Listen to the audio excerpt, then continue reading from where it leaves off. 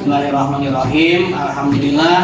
Alhamdulillahilladzi arsala rasulahu bil huda wa dinil haqq liyuzhirahu 'ala dinihi wa kafa bisyahida asyhadu an la ilaha illallah wa sallallahu muhammadar rasulullah wa ba'du.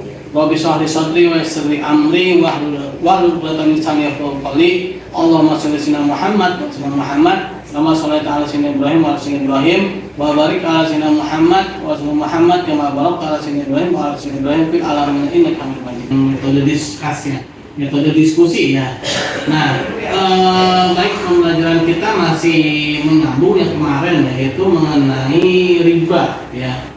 Nah, kemarin kan kita bahas mengenai zakat ya. Sekarang kita nyambung mengenai riba. Nah, riba itu di dalam Al-Quran dikatakan dia tidak menambah apapun ya kan. Dalam surat Al-Rum ayat 39 ya. Bahwa riba itu tidak menambah apapun dari Allah Subhanahu wa taala kan. Nah, lalu namanya adalah zakat atau sedekah itu ya, yang dapat melipat gandakan ya. Subhanallah maulana badi'ul kaun. Nah, menariknya ya, setelah kita analisa teman-teman, ternyata apa yang diterima oleh Allah itu benar. Apa yang diterima oleh Allah Subhanahu wa taala itu ternyata terbukti gitu ya.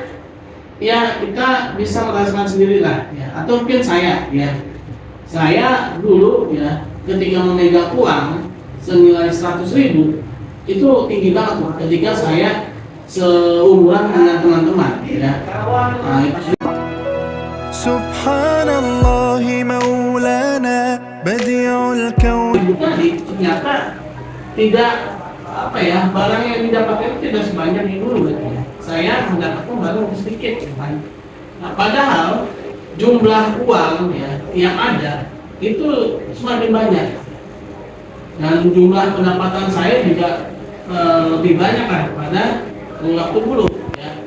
Nah, tapi ternyata apa yang saya dapatkan lebih banyak ini sekarang ini ternyata nilainya tidak sebesar yang dulu saya miliki gitu ya. Nah, itu ya mengenai apa namanya riba tadi ya.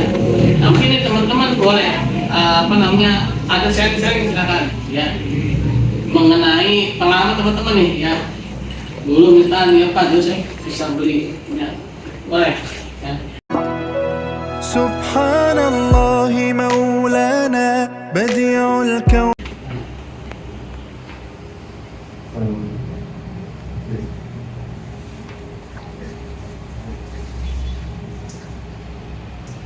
Karena ini tuh kayak udah saat ini murah-murah, terus kalau sekarang makin mahal gitu barang-barang. Nah, ya. Mungkin kisah tuh Pak kata ditanyakan ya 100.000 itu dulu ya waktu saya masih kecil ya, itu yang namanya pasar baru ya dulu itu kayak mall gitu ya, namanya pasar baru ya di daerah Mangga Besar ya, di daerah kota lah. Itu yang bukan saya contoh ya, itu kalau dibilang tempat elit lah gitu, orang apa namanya belanja gitu ya. Zaman itu siapa sih yang nggak kenal namanya pasar baru? Pas sekarang kan udah ini ya, bikin online ya.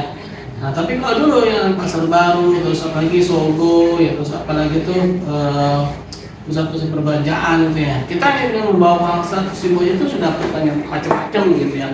Bisa dapat apa baju-baju yang warnanya impor, Disney dan macam-macamnya gitu ya. Nah, tapi sekarang sesuatu itu ya mungkin bisa cuma dapat susu uang gitu ya. Nah, atau mungkin ini yang teman-teman boleh menyuarakan hati nurani. Permasalahan dari kenapa ekonomi Indonesia kurang maju seperti konteks itu. Subhanallah maulana badi'ul kaun. Contoh, saya punya brand lokal. Tapi rata-rata kenapa brand lokal itu masih selalu kalah dengan brand-brand luar. Contoh seperti Uniqlo gitu. Uniqlo itu yang dari Cina ke Jepang gitu, teman-teman. Nah, sedangkan Indonesia sendiri sebenarnya punya. Apakah ini karena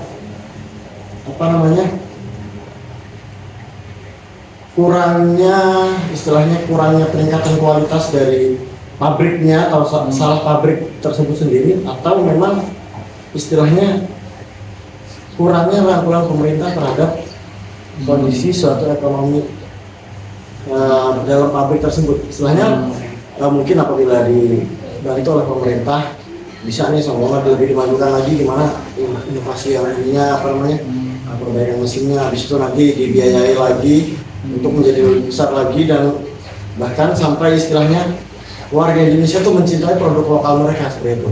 Kan sekarang kan pemerintah menggaungkan bahwasanya kita harus mencintai produk lokal.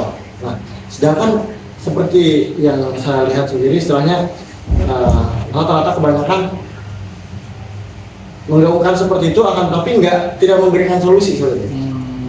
Palingnya dia beli beberapa doang gitu.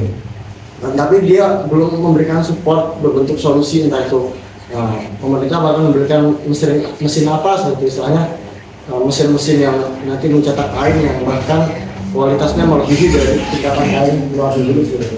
Karena memang sering kita bandingkan bahwasanya kualitas produk-produk dari luar negeri itu wow banget gitu ya. Mungkin itu aja sih. Subhanallah maulana badi'ul kaun. Kenaikan harga pastinya ya.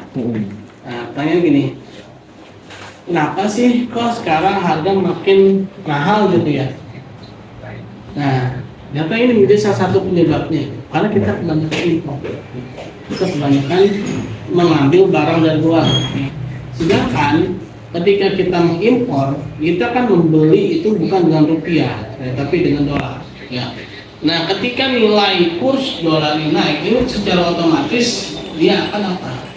Dia akan menjadi lebih mahal, ya. Lebih mahal. Beda kalau misalnya kita barang sendiri gitu, kan rupiah ke rupiah gitu kan, bukan rupiah ke dolar, ya. Nah, terus bagaimana kaitannya dengan riba? Nah, kaitannya dengan riba. Jadi teman-teman, ya. Ketika kita terlalu banyak mengimpor, kita akan terlalu banyak membutuhkan yang namanya dolar. Nah, ketika dolar kita semakin sedikit, ya, maka apa? Maka kita harus memiliki cadangan dolar, ya. Buat apa? Buat transaksi. Ada tiga alasan, ya. Ada tiga alasan dalam Subhanallah maulana badi'ul kaun. mencetak sebuah mata uang, ya. Yaitu pertama adalah cara emas dan perak, lalu yang kedua itu adalah aset, dan ketiga adalah devisa. Nah, devisa ini adalah mata uang asing yang dijadikan sebagai alat transaksi internasional, itu dolar, ya. Nah, ketika dua ini kita tidak ada, gitu, maka yang ketiga inilah yaitu devisa ini, ya.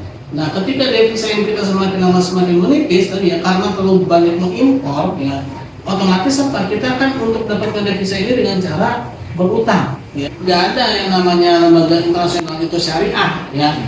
Nah, pasti semua itu akan ribawi semua dan utang-utangnya ribawi. Nah, sehingga apa? Ya, akhirnya utang-utang ribawi itu kan numpuk dan menyebabkan nilai mata uang kita itu akhirnya turun, ya. Nah, ini adalah bentuk dari dampak, ya, adanya riba ya dalam transaksi, ya. Oke, mungkin itu ya teman-teman, ya, kuliah kita hari ini. Terima kasih atas supportnya, ya, atas partisipasinya. Baiklah, kita tutup dengan baca hamdalah, alamin, dan doa subhanallah wa bihamdika asyhadu an la ilaha illa anta astaghfiruka wa atubu ilaik. Assalamualaikum warahmatullahi wabarakatuh.